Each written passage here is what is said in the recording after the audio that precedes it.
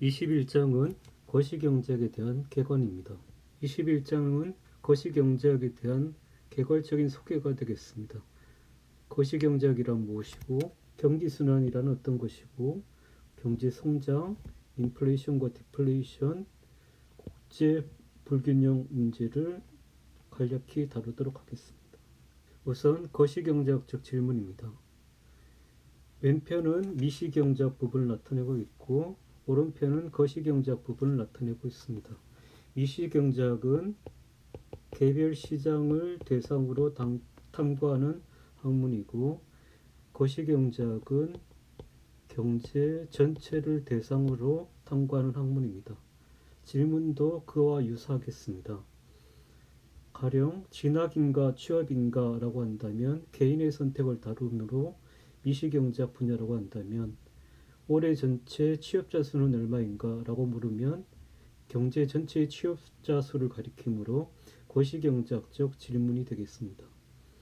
대졸 취업자의 임금 수준은 얼마인가 라고 물었을 때는 대졸 취업자의 노동시장을 가리키는 반면에 노동자의 총급여를 결정하는 요인은 무엇인가 라고 물으면 경제 전체의 노동시장에서 임금을 결정하는 요인을 물어보는 게 되겠습니다. 자동차 가격이 얼마인가 라고 물으면 자동차 시장이라고 하는 개별 시장의 가격을 다루는 것이고 경제 전체의 물가 수준은 얼마인가 라고 했을 때 물가 수준은 경제 전체를 나타내는 평균적인 가격이라고 볼 수 있겠습니다. 저소득층의 대학 진학을 위한 정부 정책은 무엇인가 라고 물으면 저소득층에 한정된 정책이라고 본다면 고용과 성장을 촉진시키기 위한 정부 정책이라고 물었을 때는 경제 전체에 해당이 됩니다. 시티은행이 상하이에 새 사무소를 개설하는 요인은 개별 기업의 해외 진출에 대해서 다루는 문제라고 보면 수출 수입 문제는 경제 전체의 문제가 되겠습니다. 강의 소개에서도 잠시 다루었듯이 미시경제학은 개별 시장을 다루고 거시경제학은 경제 전체를 다루게 됩니다. 미시경제학의 핵심은 개별 시장의 가격과 거래량이 어떻게 결정이 되는가라는 것을 다루는 것인데 여기서는 조금 다르게 표현하였습니다. 미시경제학은 개별 경제 주체의 선택과 개별 시장의 움직임을 나타내는데 개별 상품과 생산 요소에 대한 수요 공급의 결정, 가격과 거래량의 결정을 다룹니다. 뿐만 아니라 가게와 기업의 의사결정 과정, 합리적 행위가 무엇인가라는 것을 다루고 덧붙여서 각각의 시장에서 상호작용하는 방식과 그 결과에 대해서도 다룹니다. 각 시장의 상호작용 문제에 대해서 조금 더 얘기해 보겠습니다. 최근에 한일 관계의 악화로 우리나라와 일본의 교류가 약화되었습니다. 그 결과로 우리나라 사람들이 일본에 관광을 가지 않게 되었고 그로 인해 일본도 타격이 있겠지만 우리나라 산업에도 타격이 있었습니다. 신문지상에 많이 언급되는 예로는 항공산업이 되겠습니다. 일본에 취항을 하던 많은 항공기들이 관광의 축소로 인해서 더 이상 운행하지 못하면서 항공업이 타격을 크게 입었다는 것입니다. 그런데 과연 이것이 문제를 제대로 본 것이라고 할 수 있을까요? 왜냐하면 우리나라 사람들이 일본에 관광을 가지 않는다고 하더라도 우리나라 사람이 관광을 전혀 가지 않는 것은 아닙니다. 말하자면 일본 관광을 제주도 관광으로 대체할 수도 있고 동남아시아 관광으로 대체할 수도 있겠습니다. 일본, 동남아, 제주도. 일본 관광이 감소하면서 일본에 취항하지 못하게 된 항공기는 다시 말해 우리나라 사람들이 일본 관광을 가지 않고 그것을 동남아 관광이나 제주 관광으로 대체를 한다면 여기에 대한 항공 수요가 새롭게 발생하게 됩니다. 따라서 항공회사 입장에서 보게 될 때 일본에 취항하는 횟수가 줄어든다고 해서 항공회사의 수익이 크게 줄어든다고 보기는 힘든 측면이 있습니다. 이런 문제를 접근하게 될 때는 개별 시장만 보는 것이 아니라 시장 간의 상호작용 방식에 대해서도 같이 고민을 해야 되는데, 이것을 보통 일반 균형 문제라고 부르고, 이것은 미시경제학의 한 주제가 되겠습니다. 다음으로 거시경제학은 앞에서도 얘기했듯이 경제 전체를 다루는데, 다르게 표현한다면 개별적 선택의 집합적 결과를 나타낸다고 볼 수 있겠습니다. 앞에서 일반 균형을 얘기했던 이유는 각 시장의 상호작용과 그 결과를 다룬다라고 하는 것은 경제 전체를 다룬다는 것, 또는 개별적 선택의 집합적 결과를 다룬다는 말과 유사해 보입니다. 그러니까 집합적 결과, 경제 전체를 다룬다고 했을 때 일반 균형을 생각한다면 미시경제학으로도 충분할 것 같고, 거시경제학이 따로 필요할 것 같지는 않습니다. 왜냐하면 경제 전체라는 것은 각 개별 시장들의 합의으로 일반 균형의 문제, 각 시장의 문제를 모두 다루고 그 결과를 취합하게 된다면 당연히 경제 전체의 결과가 나오게 되고, 그런 점에서 경제 전체를 따로 다루어야 될 필요는 없다라는 것이죠. 말하자면 거시경제학이 구태여 필요한가라는 문제입니다. 이 의문에 대한 답변은 구성의 오류 또는 합성의 오류라고 불리는 논의입니다.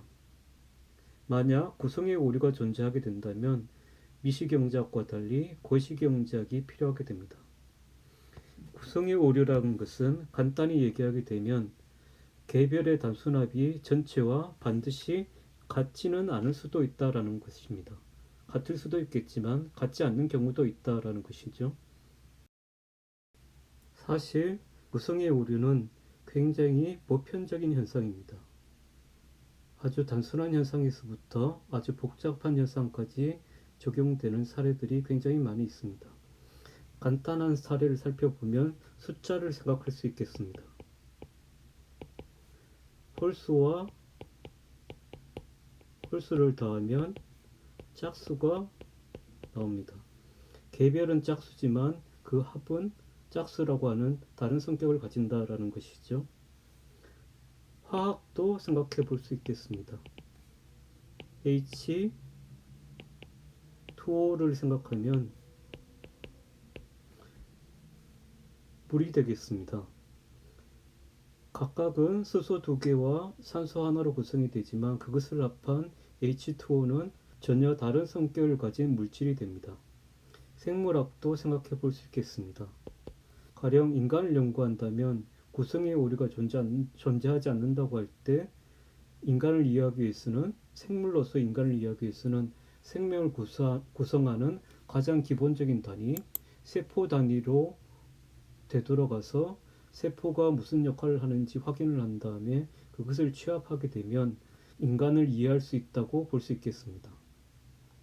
그러나 과연 세포를 연구하는 것이 인간이라는 생물을 이해하는데 부족함이 없을까요? 이러한 현상은 사회에서도 나타난다고 볼 수 있는데,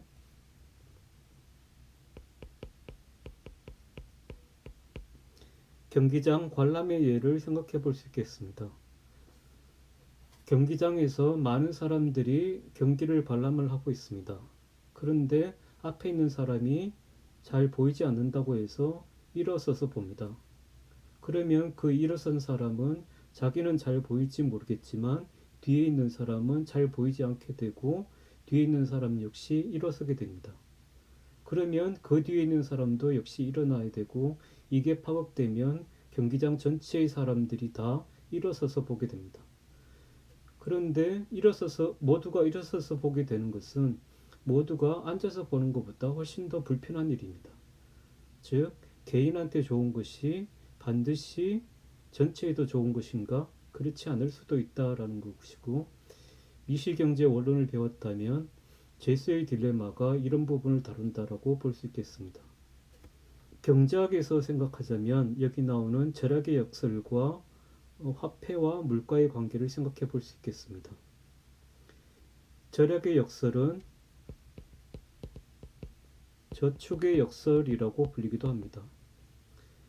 저축이라고 하는 것은 개인적으로 볼 때 바람직하다라고 생각이 듭니다. 미래에는 예측하지 못한 어려움이 생겨날 수도 있기 때문에 미리 그것을 대비하기 위해서 소득의 전부를 지출하지 않고 일부를 모아두는 것은 바람직하다라고 볼 수 있겠습니다. 또는 아주 긴 기간을 보게 될 때 젊은 시절에는 소득 활동이 활발하지만 노년 시기에는 소득 활동이 활발하지 못합니다.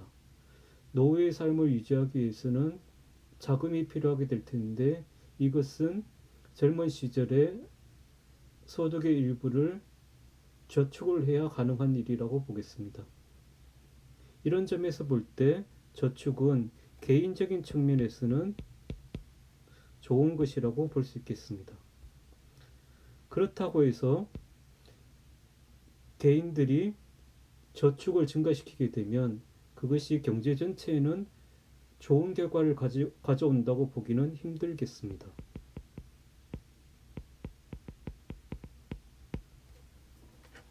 말하자면 저축이 증가한다는 것은 소득이 일정한 상태에서 저축이 증가한다는 것은 소득이 일정한 상태에서는 소비의 감소를 의미합니다. 소비가 감소한다는 것은 수요 감소, 판매 감소를 의미합니다. 판매량이 감소하게 되면 기업 입장에서는 생산을 감소하게 되고 생산의 감소는 고용의 감소로 이어집니다. 다시 고용의 감소는 소득의 감소로 이어지고 이는 저축의 감소를 낳겠습니다.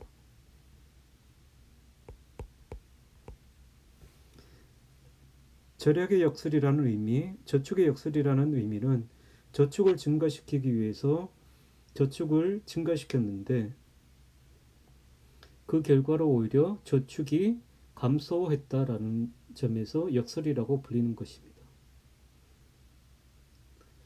화폐와 물가의 관계는 물가가 결정되는 이론에 대한 설명이 필요해서 쉽게 얘기할 수는 없으나 간단히만 언급하도록 하겠습니다. 가령 한 개인의 화폐량만 증가하고 다른 모두가 보유하고 있는 화폐량은 일정하다고 생각해 봅시다. 이 경우 화폐량이 증가한 개인은 증가한 화폐를 가지고 재화를 더 구매할 수 있으며 그로 인해 더 큰 만족감을 얻을 수 있습니다. 화폐량의 증가는 개인의 입장에서 볼 때는 좋을 수도 있다라는 것이죠.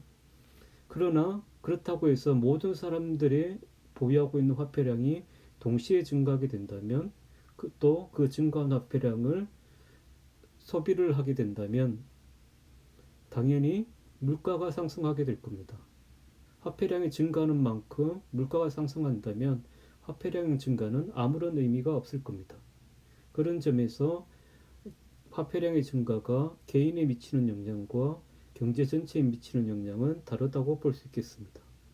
이런 것들이 구성의 오류이며 이것이 의미하는 바는 개별을 연구하더라도 전체 현상은 따로 연구할 필요가 있다라는 것이고 다르게 얘기하면 미시경제학이 아무리 많은 부분을 다룬다고 할지라도 거시경제의 영역이 따로 필요하다라는 것이죠.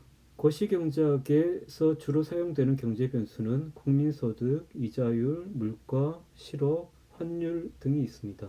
이런 개념들이 나오면 거시경제학을 다루는구나 라고 생각하면 되겠습니다. 거시경제학은 다른 분야와 마찬가지로 사실을 다루는 부분, 정책을 다루는 부분이 있습니다. 사실을 다루는 부분은 이론으로 나타납니다. 거시경제학을 연구한다는 것은 거시경제가 어떻게 작동하느냐, 경제 전체가 어떻게 작동하느냐, 국민소득과 기타 변수들이 어떤 관계를 가지고 있느냐라는 것을 보여주는 것이기도 하지만 다른 한편으로 불황이라든지 경기 과열이 발생하게 됐을 때 그 문제를 해결하기 위해 어떤 정책이 필요한가라는 문제를 다루기도 합니다. 이런 정책의 문제는 거시경제학에서 매우 중요합니다. 어떤 의미에서 거시경제학은 정책학이라고 부를 수 있습니다. 물론 미시에서도 정책을 다루기는 합니다. 가령 독과점 문제를 다루게 될 때 경쟁촉진법, 독과점 방지법이라고 하는 것들이 있습니다.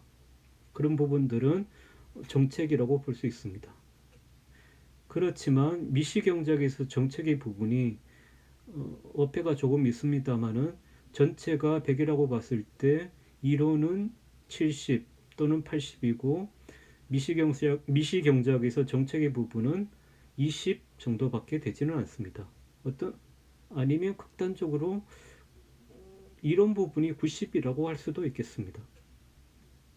그런데 거시경제학에서 이론과 정책의 비중은 거의 50대 50이라고 볼 수 있습니다. 그만큼 거시경제학은 정책이 중요합니다. 그것은 거시경제학의 태동과 관련이 있습니다. 거시경제학이 처음 만들어진 것은 1936년에 출판된 케인즈의 고용, 이자율, 화폐에 관한 일반 이론으로부터 시작이 됩니다.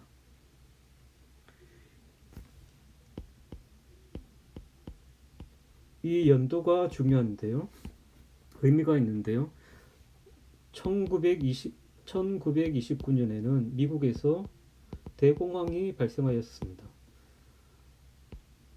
대공황이라고 하는 것은 조금 오래된 얘기긴 하지만 2008년 글로벌 금융위기가 똑같이 1929년에 발생했다고 보면 되겠습니다.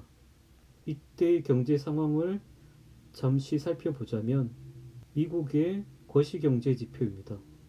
가장 윗부분은 국민소득, 흔히 GDP라고 불리는 부분이고, 빨간 부분은 소비, 그리고 정부 지출, 투자를 나타냅니다. 대공황이 시작되기 전에 GDP가 이런 수준이었다고 한다면 대공황이 가장 심했던 1933년에는 GDP가 이렇게 떨어졌습니다. 대충 900에서 600 정도까지 떨어졌다고 보면 약 300 정도가 떨어진 셈이고 900에 300이면 30% 정도의 GDP 감소가 있었다라고 보겠습니다. 소비도 그 비슷한 모습을 보입니다. 투자도 감소했습니다. 그런데 투자의 경우에는 조금 눈여겨볼 점이 절대액은 크지 않다라고 볼 수 있습니다.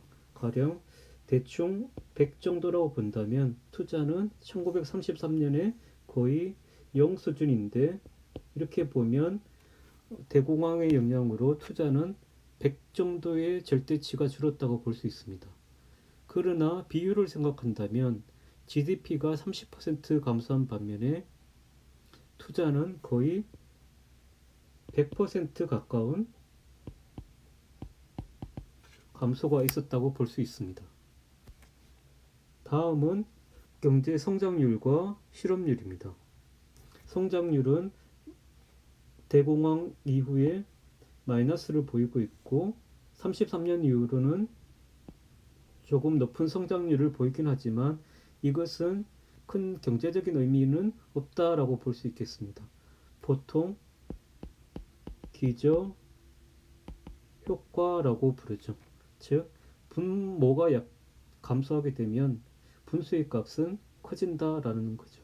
빨간색은 실업률을 나타내는데 1933년에 실업률이 가장 높습니다. 실업률인 약 25% 정도 되는데 노동자 4명 중 1명이 실업자라는 것입니다.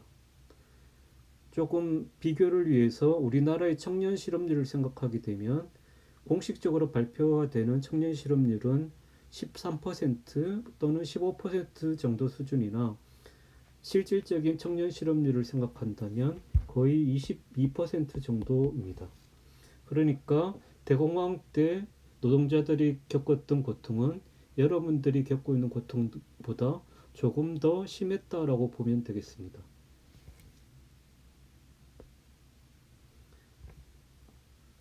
이렇게 GDP가 감소하고 실업률이 증가하게 되면 당연히 사람들의 삶도 어려웠을 겁니다. 사진을 통해서 그때의 삶들을 조금 살펴보도록 하겠습니다. 여기 사람들이 많이 줄을 서 있는데 이 사람들이 줄을 서 있는 이유는 공짜 점심을 얻기 위한 겁니다. 여기 볼 수 있듯이 프리숲이라고 되어 있습니다. 이 줄은 여기서 끝나는 것이 아니라 이후로도 한참 이어집니다. 다음은 후보빌이라고 불리는 그 당시 사람들이 살았던 판자촌의 모습입니다. 다음은 구직 활동을 하고 있는 한 실업자의 모습입니다. 나는 세 가지 일을 할 줄 알고 세 가지 말을 할 줄 알고 3년 동안 싸웠고 아마도 1차 대전인 것 같습니다. 3명의 아이를 갖고 있고 3개월 동안 직업이 없었다. 그러나 나는 하나의 직업만 있으면 된다. 유명한 구직 광고가 되겠습니다. 또 당시 사람들이 이사를 하는 경우가 많았는데 그때 이사를 하던 한 가족의 모습입니다. 근심 걱정이 가득하죠. 그런데 놀라운 점은 만약에 현대라고 한다면 이렇게 불황이 오게 될 때 정부가 나서서 여러 가지 정책들을 했어야 할 겁니다. 가령 정부 지출을 늘린다든지 공공사업 같은 것을 확대한다든지 한국은행이 나서서 이자율을 낮춰준다든지 아마 다양한 정책들을 했을 겁니다. 그런데 여기서 정부 지출을 보면 이상합니다. 대공황으로 경제가 가라앉고 있음에도 불구하고 정부 지출은 거의 변화가 없습니다. 어떻게 이런 일이 있을 수 있었을까요? 그것은 대공황 이전의 경제학이 미시경제학만 있었기 때문에 그렇습니다. 미시경제학이라고 하는 것은 가격기구의 역할을 다룹니다. 가격이라고 하는 것은 비록 수요 공급이 일치하지 않더라도 가격의 조정에 의해서 결국에는 수요 공급이 맞춰진다라고 주장하는 것이죠. 즉 경제가 수요 부족이나 공급 부족으로 인해 어려움에 빠지더라도 가격 기구의 역할에 의해서 경제가 자동으로 균형으로 회복된다라는 것을 주장하는 게 미시경제학이죠. 다르게 표현하게 되면 미시경제학은 경제의 자율적 조정에 대한 신념을 갖고 있습니다. 국부론에서 나오듯이 이때 정부는 작은 정부, 치안과 국방만을 담당하는 작은 정부여야 한다라는 것이죠. 그러니까 미시경제학만 있던 이 시절에는 대공황과 같은 큰 불황이 오더라도 아무런 정부가 아무런 정책을 하지 않고 그대로 있었다는 겁니다. 이 대공황의 여파는 굉장히 컸다라고. 이 대공황의 여파는 미국에 그치지 않고 전 세계, 특히 유럽, 일본에도 파급이 되었습니다. 그 결과로 독일에서는 나치가 집권하게 되고 나치의 집권이 결국 2차 대전으로 이어졌다는 것을 보게 되면 대공황이라고 하는 것은 아마도 2차 대전의 원인이 되겠습니다. 멀리 있는 원인이 되겠습니다. 그런데 대공황은 왜 발생하게 되었을까요? 이런 모습을 본다면 아마도 대공황이라고 하는 것은 생산이 부족해서 발생하지 않았을까 생각이 듭니다. 주택이 공급되지 않으니 사람들이 판자촌에서 사는 것이죠. 곡물이 생산되지 않으니 사람들이 이렇게 식사를 제대로 하지 못하는 것이죠. 그런데 놀랍게도 대공황은 생산이 부족해서 발생했다고 볼 수 없습니다. 미국의 1920년대는 번영의 20년대라고 부릅니다. 영어로는 Roaring Twenties,라고 불리죠. 사자가 포효하듯이 경제가 성장했다는 것이죠. 가령 1919년에서 1920년까지 국민 총생산 GDP가 40% 증가하고 산업 생산, 즉 제조업의 생산이 2배로 증가했습니다. 또한 우리가 대량 소비 체제라고 부르는 소비 패턴이 형성이 된 것도 이 시기라고 볼 수 있습니다. 1920년대 미국의 자동차 등록 대수는 800만 대에서 2300만 대로 증가했고, 비행기가 만들어져서 찰스 린드버그가 대서양을 횡단하던 시기이고, 찰리 채플린이 영화를 찍던 시기입니다. 에디슨에 의해서 축음기 또는 기타, 청소기, 세탁기 등등이 발명이 됐던 때가 바로 이때입니다. 최근에 테슬라와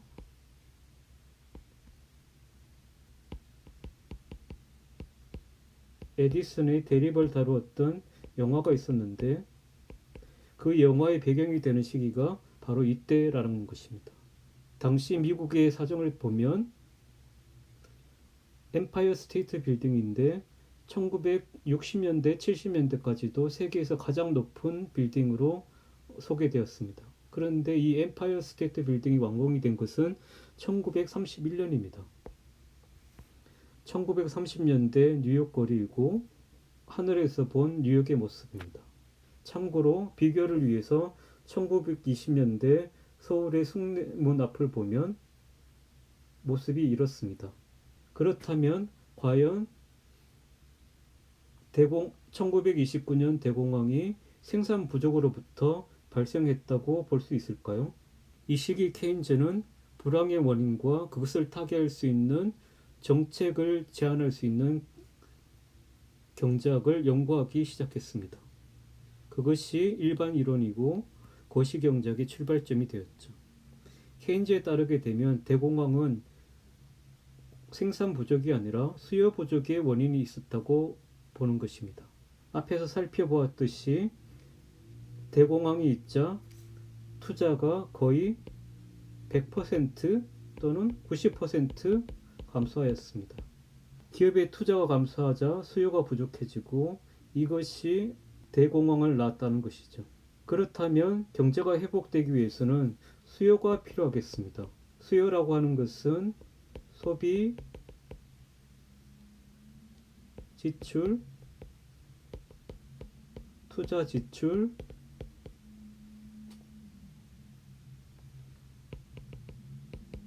정부 지출,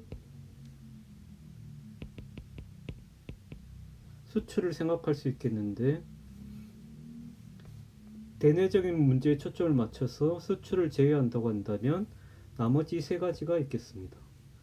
대공황이 시작된 상황에서 소비가 증가할 요인이 있을까요? 투자가 증가할 요인이 있을까요? 즉, 소비와 투자의 측면에서는 수요 회복을 기대할 수가 없습니다. 따라서 경기 회복에 필요한 수요는 정부 부문에서부터 나올 수밖에 없습니다. 따라서 케인즈는 경기 부흥을 위한 정부 개입을 주장하게 됩니다. 이때 정부가 개입할 수 있는 방법은 대표적으로 통화정책과 재정정책이 있겠습니다. 통화정책은 이자율을 낮추는 정책이고, 재정정책은 정부 지출을 확대하는 정책이 되겠습니다. 이 꼬마가 들고 있는 편말은 의미심장하다고 할 수 있겠습니다. 왜 우리 아빠는 직장이 없는가? 아마도 이 질문에 대해서 당시에 답할 수 있었던 사람은 케인즈가 유일하지 않을까 생각합니다. 다음 그림은 정책의 힘이 얼마나 대단한지를 보여주는 사례가 되겠습니다.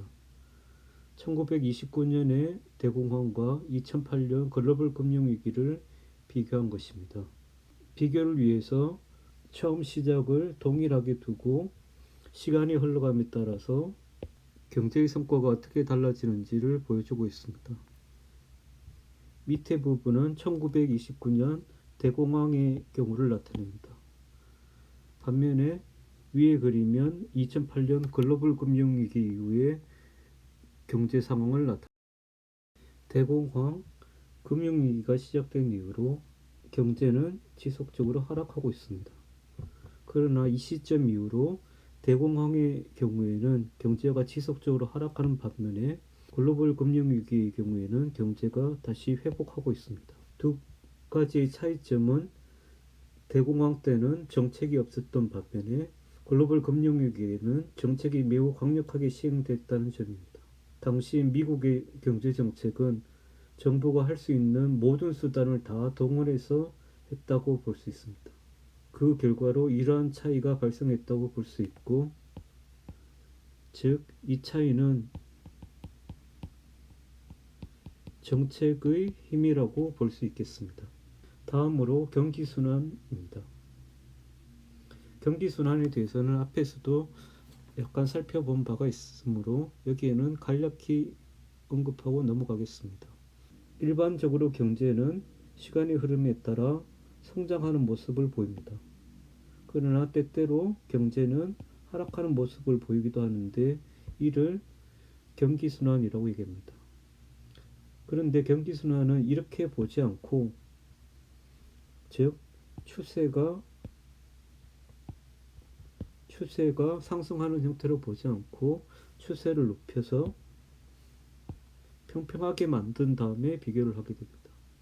즉 추세가 평평하게 유지가 된다고 친다면, 달리 말해 추세를 제거하고 난다면 그때 경제의 변동을 다루는 것이 경기 변동이 되겠습니다.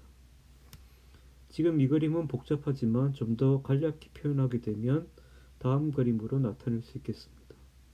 경기순환이란 호경기와 불경기가 반복되는 현상을 가리킵니다. 불경기의 문제는 실업이라고 할 수 있겠는데 그것을 보여주는 그림이 이것입니다. 여기 실업률이 세로축에 나타나고 실업률의 변화가 시간에 따라서 나타나고 있습니다. 여기서 음영 부분은 불경기를 나타냅니다. 불경기 때 보면 실업률이 증가하는 모습을 보이고 있습니다. 즉 불경기가 가지는 문제점은 실업이라고 할 수 있겠습니다.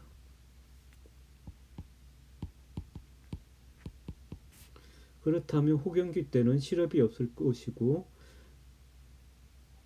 따라서 호경기는 아무런 문제가 되지 않는 것일까요? 그렇지는 않습니다. 호경기에는 실업은 없지만 물가 상승이라고 하는 인플레이션 문제가 발생하게 됩니다. 따라서 지나친 경기 과열도 좋지 않고 지나친 불경기도 좋지 않습니다. 경기 순환을 다음과 같이 나타낼 때 경제 정책이라고 하는 것은 인플레이션, 불경기에는 실업이 존재합니다. 경제 정책이라고 하는 것은 이 진폭을 낮추는 것이라고 할 수 있겠습니다.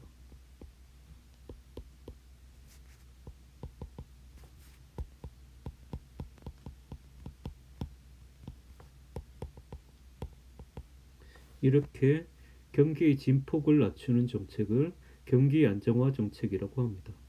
다음으로 장기 경제 성장에 대한 문제입니다. 앞에서도 얘기했듯이 일반적으로 경제는 장기적으로 볼 때 전반적으로 상승하는 추세를 보입니다. 그러나 세부적으로 보면 GDP의 축소, 또 빠른 확장이라고 하는 경기 변동 문제가 있습니다. 그런데 경제 성장이라고 하는 것은 이런 경기 변동 문제가 아니라 추세 부분을 살펴보는 것이 경제 성장입니다. 장기적으로 볼 때 경제 성장을 가져오게 되는 추동력은 무엇일까요? 그것을 보여주는 것이 이 그림입니다. 여기에는 각 시기마다 혁신을 가져온 재화 또는 기술이 있습니다. 즉 장기적으로 경제 성장은 기술 혁신에 의존한다라고 볼 수 있습니다. 인플레이션과 디플레이션입니다. 인플레이션은 물가가 상승하는 현상을 가리키고, 디플레이션은 반대로 물가가 하락하는 현상을 가리킵니다. 이것의 원인을 살펴보면 단기적으로는 경기 순환, 즉 경기 변동이 중요하지만 장기에 있어서 인플레이션과 디플레이션의 문제는 화폐 공급이 중요합니다. 덧붙여서 설명하자면 경기 변동이 있을 때 경기가 확장되는 시기에는 물가 상승이 일반적으로 나타나고, 경기가 후퇴하는 시기에는 물가 하락 현상이 나타나게 됩니다. 그런데 현대의 경제를 살펴보면 물가가 하락하는 경우는 보기가 힘듭니다. 물가가 하락하는 현상은 일본과 같은 경제를 제외한다면 현대 경제에서는 거의 관찰되지 않습니다. 그 이유는 물가가 하락하는 현상, 즉 경기 후퇴가 있게 되면 정부 정책이 있기 때문입니다.